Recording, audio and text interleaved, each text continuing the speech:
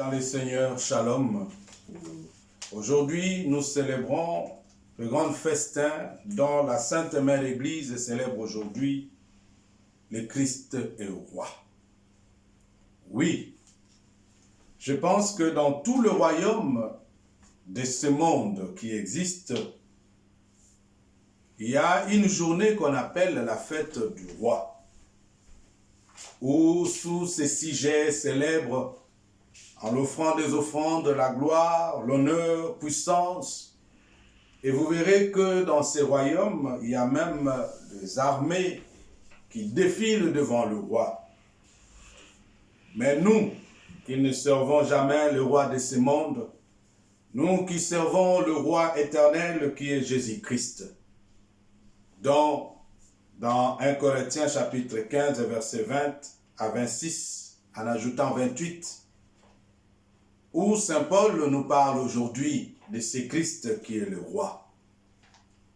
Je sais, parmi vous autres, vous devez poser la question, est-ce que comment se fait-il le Christ est roi? Et comment Christ devait-il devenir notre roi? Oui. Pourquoi le Christ est notre roi? Parce que c'est lui seul qui est ressuscité d'entre les morts. Et vous verrez dans l'univers, dans l'histoire du prophète, il n'y a jamais eu un prophète qui est ressuscité parmi les morts. Il est le premier ressuscité parmi ceux qui sont endormis, en commençant de nos ancêtres, dont l'histoire de la Bible nous parle, d'Abraham, Isaac, Jacob, Moïse, David, Salomon, Aaron, ainsi de suite. Vous verrez que tous ces peuples et tous ces grands hommes que la Bible en parle, personne parmi eux, il a vaincu la mort. Il a vaincu la mort. Pourquoi la mort? Parce qu'il y avait qu'à un seul homme, la mort était venue dans ce monde qu'on appelle Adam. C'est dans le même type de ce chemin que dans ce seul homme que nous avons reçu la vie éternelle. C'est Jésus qui est venu nous sauver de la mort où Adam, en péchant dans le jardin d'Éden, dans Genèse chapitre 3, que la mort a eu l'accès dans leur vie. Et Christ est venu faire le contraire, nous donner la vie. Parce que c'était en lui que l'homme était mort à cause d'Adam. C'est à travers Christ que l'homme a reçu la vie. Et vous verrez, cette vie que nous avons reçue, ça a amené à chacun de nous un sang particulier. Auparavant, nous étions dans le sang d'Adam et Ève, le sang qui avait introduit la mort. Et nous avons eu la nouvelle sang de Jésus-Christ qui nous ramène la vie. Parce qu'il est seul, lui, le premier. Il est seul qui sera le dernier, comme il dit dans Jean chapitre 1, au commencement était la parole était avec Dieu, la parole était Dieu, et tout ce qui a été fils en lui était la vie était la lumière des hommes. La lumière lui est venue dans les ténèbres n'auront point réussi. Mais à ceux qui sont nés, ni du sang, ni de la volonté de la chair, ce sont ceux-là qui sont appelés à devenir les enfants de Dieu. À travers Christ, nous sommes nés de nouveau. À travers Jésus, nous avons reçu la vie. Et à travers Jésus, tout a été achevé. La mort n'a aucune emprise dans notre vie. Et nous vivrons avec Christ, et Christ régnera comme roi dans notre vie et dans notre univers en tant que chrétien. Toi qui crois, bien-aimé, toi qui aimes Dieu et toi qui m'attends à ce moment. Christ régnera parce que son Père lui a donné cet règne après avoir anéanti la mort. Mais cela ne finisse pas ainsi. Il y aura un certain moment, Christ doit remettre cet royaume à son Père. Mais avant qu'il le remette, il doit d'abord lutter contre le principauté, le souverain, le puissant des ténèbres, jusqu'à ce que Dieu son Père mettra ses ennemis à ses pieds et il anéantira toutes choses. C'est à ce moment, ce pouvoir de fils, il sera remis à son Père. Et donc, moi et toi, nous resterons soumises à ces dieux qui règnent éternellement. Cela démontre pourquoi je partage avec vous aujourd'hui des Christ rois. Mais c'est un Christ qui viendra siéger sur son trône dans sa gloire pour séparer les hommes les uns et les autres, comme nous dit l'évangile d'aujourd'hui de Saint Matthieu chapitre 25, versets 31 à 46. C'est cette parabole qui m'a interpellé ce matin quand je lis cet évangile. Et j'aimerais partager avec vous où la Bible nous montre que Jésus-Christ viendra régner dans sa gloire et tous les anges avec lui, et alors il siégera sur son trône de gloire. Toutes les nations seront rassemblées devant lui. Il va séparer les hommes les uns et les autres comme un berger qui sépare les boucs et les moutons, les brebis et les boucs en fait. Il va les séparer, ces brebis et les boucs. Il mettra ces brebis à sa droite et les boucs à sa gauche. Bien-aimés dans le Seigneur, c'est aussi une question que nous devons nous poser. Dans quelle catégorie nous nous retrouvons? Et dans quelle catégorie tu te retrouves? Est-ce que tu es brebis? Est-ce que tu es un bouc? Tu es un bouc? Pourquoi? Tu poseras la question, pourquoi est-ce que je dois être un bouc? Pourquoi je dois être un brebis? Quelle différence y a-t-il entre brebis et bouc? La Bible nous parle dans Saint Matthieu aujourd'hui.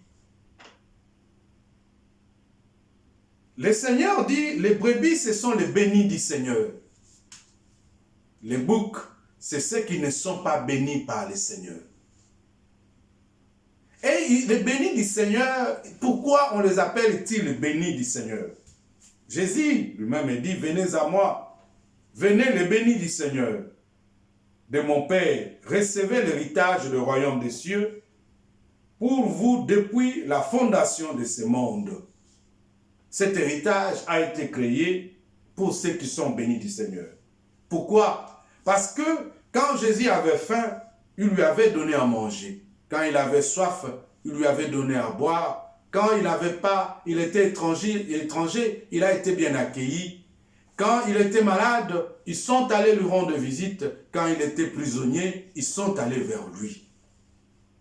Et les brebis, à la fin, ils posent la question au Seigneur. Il dit, quand est-ce que nous avons fait tout cela? Il les a dit, chaque fois que vous avez fait à un petit de mien, et vous avez fait cela à moi. Tu ne peux jamais dire que tu es chrétien aussi longtemps que les actes de la chrétienté ne les suivent pas. Quels sont les actes de la chrétienté? Parce que ni toi ni moi, à part Pierre, Paul, à part Jacques et Jean, qui ont vu le Christ, mais moi et toi, jusqu'à aujourd'hui, nous vivons ce Christ par la foi. Mais y a-t-il une question que tu dois te poser depuis que tu es chrétien? Est-ce que tu as donné à manger à Jésus? Tu as donné à boire à Jésus? Tu as accueilli cet étranger qui se trouve à côté de toi? Tu as rendu de visite aux prisonniers? Est-ce que tu as rendu de visite aux malades? C'est ça la question. La chrétienté, ce n'est pas simplement prier chez toi. Ce n'est pas simplement adorer Dieu dans l'église. Ce n'est pas simplement être dans des jeûnes et prières. Mais est-ce que ça suit-il avec des bonnes actions? Bien-aimés dans le Seigneur. Même nous, les hommes de Dieu, qui vous enseignons. Et vous verrez aujourd'hui, dans le monde entier, la majorité des hommes de Dieu travaillent pour leur propre intérêt. Ils sont dans leurs églises, ils ont des malades. Dans leurs églises, ils ont des pauvres. Dans leurs églises, ils ont ceux qui ont soif. Dans leurs églises, ils ont ceux qui sont malades. Dans leurs églises, ils en ont ceux qui sont prisonniers. Mais qu'est-ce que nous avons déjà fait, nous les hommes de Dieu, par rapport à des chrétiens qui nous entourent? Quelles sont les actions sociales que nous avons mises pour le bien-être de ces chrétiens, pour qu'ils réussissent dans leur vie, pour qu'ils progressent? Et vous verrez, le Seigneur dira dans les derniers jours, quand nous dirons, Seigneur, j'avais fait ceci, je te connaissais, il va te dire, je te connais pas. Pourquoi? Parce que ce Dieu, c'est un Dieu d'amour qui accompagne dans cet amour. L'amour est accompagné avec des actes, non pas simplement avec des paroles. Et le bouc, il va les chasser. Il dit, éloignez-vous de moi, loin de moi, vous qui sont boucs. Parce que vous n'avez pas, j'avais faim, vous ne m'avez pas donné à manger, j'avais soif, vous ne m'avez pas donné à boire, j'étais un étranger, vous ne m'avez pas accueilli, j'étais malade, vous n'êtes pas venu me rendre visite, j'étais prisonnier, vous n'avez fait aucune action. Et ces gens posent la question, quand est-ce, Seigneur, nous t'avons vu et nous ne sommes pas venus à ton secours? Il a dit, chaque fois que vous avez fait à un petit de moins, à côté de toi, vous avez fait cela à moi. Mais vous verrez aujourd'hui, les chrétiens ne sont plus les brebis, ils sont devenus des boucs. Les gens vivent avec cet aspect d'égoïsme, l'aspect d'accumuler pour eux, cet aspect de régner, qu'eux-mêmes règnent plus que les autres, qu'eux-mêmes dominent. Et il fait des choses pour que les autres ne puissent pas progresser, ne puissent pas trouver la joie, parce que c'est lui qui est là, il est devenu chef, et il arrive même à mettre des coques à jambes à ses frères, pour que ses frères n'arrivent pas à la même hauteur que lui, afin que lui reste toujours au-dessus, qu'il continue à les dominer. Et ces paraboles d'aujourd'hui dans ces matières, ça doit nous interpeller. Et c'est dramatique de cette splendeur de jugement du Seigneur. Ça doit nous rappeler cette façon si radicale de notre Père qui a maudit le bouc. Pourquoi? Mais il y a une question que nous devons nous poser, bien-aimés. Est-ce que Seigneur Jésus nous a parlé de cela pour nous livrer à une connaissance secrète sur la fin de ces temps? Ou pour nous entretenir en nous la peur de l'enfer? Mais non. Jésus nous parle de cette parabole aujourd'hui. C'est pour nous expliquer ce qui concerne la foi chrétienne. La foi chrétienne n'est pas simplement une gnosie ésotérique. Ce n'est pas de savoir des choses qui sauvent. Et la foi chrétienne ne repose pas davantage sur la peur de l'enfer. Et vous verrez, ça ne se repose pas sur ça. Nous ne devons pas simplement avoir peur de l'enfer. Si Jésus nous dispense de ce jugement, c'est plutôt pour que nous donnons la nostalgie du ciel encore, des désirs de retourner à la maison du Père, l'espoir d'entendre un jour sa voix qui nous dira « Venez, les brebis de mon Père, et recevez en héritage le royaume qui a été préparé pour vous avant la fondation du monde, dont Matthieu nous parle aujourd'hui, 25, 34. Et cet évangile, il y a plus que nous devons retenir aujourd'hui. Jésus nous parle de demain. Et ce demain, Jésus nous parle, c'est pour nous orienter. Et Jésus ne nous parle pas d'aujourd'hui. Il nous parle de demain, et ce demain va orienter notre aujourd'hui. Jésus veut nous dévoiler pas ce que nous ignorons du ciel, mais ce que nous ignorons sur la terre. Jésus veut nous révéler encore cet effet de cette valeur, bien-aimée. La profondeur inouïe de chaque geste et chaque attention, des services et de la bonté à l'égard de nos frères et bien-aimés. Jésus nous dit, d'un de ces petits qui font ses frères, c'est les petits, ce sont ceux qui sont amoindris. Les petits, ce sont des pauvres. Les petits, ce sont ceux qui sont faibles. Les petits, ce sont ceux qui sont en manque. Dans Matthieu chapitre 25, verset 40. Il veut nous faire parvenir à cette connaissance des bons bergers. Et nous devons être ces bons bergers pour les uns et les autres. C'est un aspect magnifique dont la Bible nous parle dans Ézéchiel chapitre 34, versets 11 à 12, en ajoutant 15 à 17. Il est le maître, il est le Seigneur. Parce que les brebis, ils ont leur pasteur, ils ont un berger. Et ce berger les protège. Et nous, en tant que chrétiens, nous devons aussi devenir les bergers des autres. Les gens qui entretiennent les soucis, qui entretiennent l'épanouissement, la réussite des autres. Nous devons être cette source de joie, de gens qui arrivent à donner la sourire aux autres, à ceux qui sont dans le manque, à ceux qui sont dans le souci, à ceux qui sont dans les souffrances. Cette révélation d'aujourd'hui doit jaillir au plus profond de nous dans ce texte de Saint Matthieu. C'est que la vie de l'Éternel a été déjà conçue et la vie éternelle commence, bien-aimé. N'attends pas quand tu vas mourir, n'attends pas la fin du monde. La vie éternelle commence lorsque nous mettons en faisant des actions vis-à-vis de ces petits.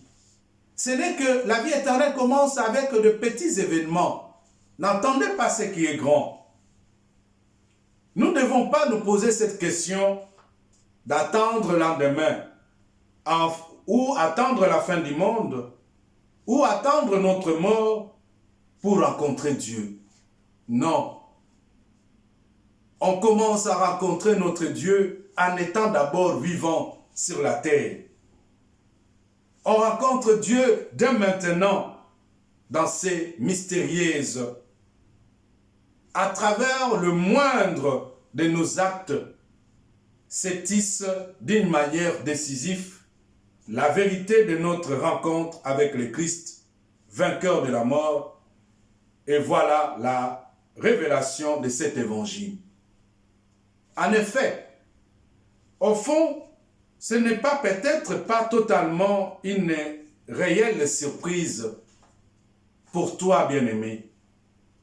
Nous devons nous souvenir de ces moments dont dans notre vie, si très fragile, mais d'une douceur extraordinaire, où nous avons entrevu sur le visage d'un petit ou d'une faible secouru aux visites, ou dans son sourire, ou dans l'éclat de leurs yeux, de quelque chose d'autre du visage.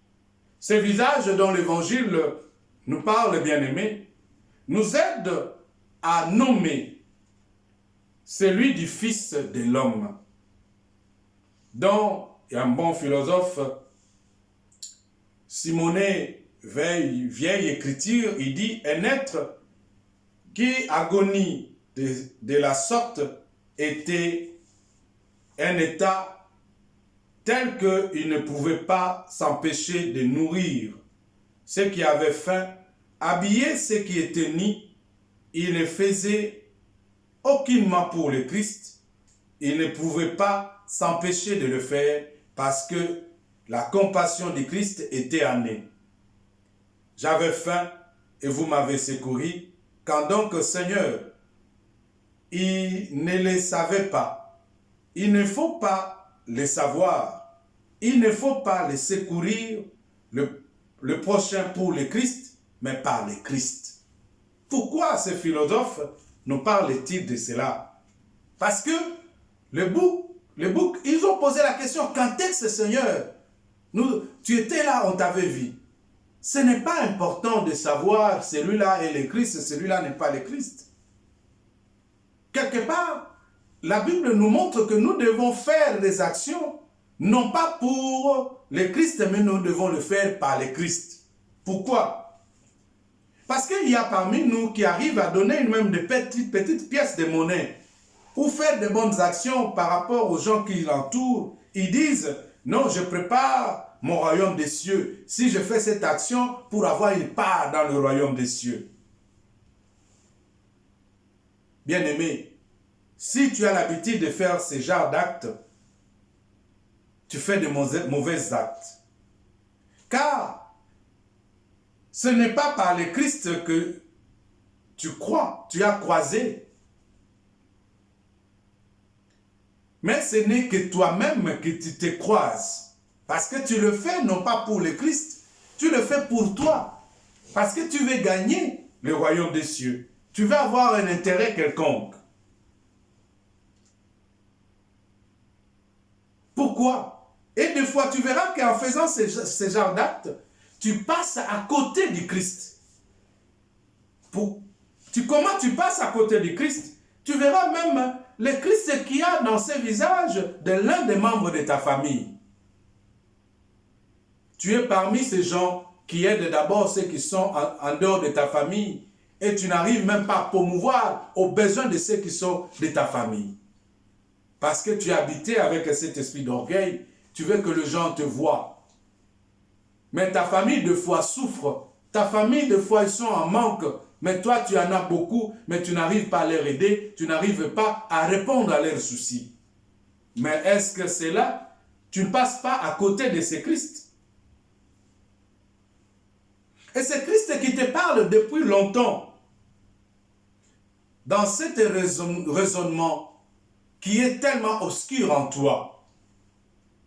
Tu verras aussi, le Christ est là, passe à côté de cette personne-là qui est devenue ton ennemi, que tu as dit que tu l'adresseras par la parole, à cause de ton égoïsme. Tu passes à côté du Christ. Tu verras, ce Christ-là, c'est deux fois peut-être ta voisine ou ton voisin. Que toi, tu n'arrives même pas à dire bonjour, à regarder dans les yeux. C'est le Christ. Et c'est la même question que le bouc. Ils ont posé au Seigneur. Quand est-ce? Mais tu verras que tu es entouré avec les gens, mais tu es incapable de rendre service à ces gens-là. Jésus est toujours là où personne n'attend. Vous verrez dans l'histoire d'Abraham. Abraham, il avait vu le Seigneur passer. Abraham a invité le Seigneur, mais il ne savait pas que c'était le Seigneur. Il a invité parce que pour lui, c'était un étranger. Mais à travers cette invitation, Abraham a été béni. Abraham a reçu des révélations.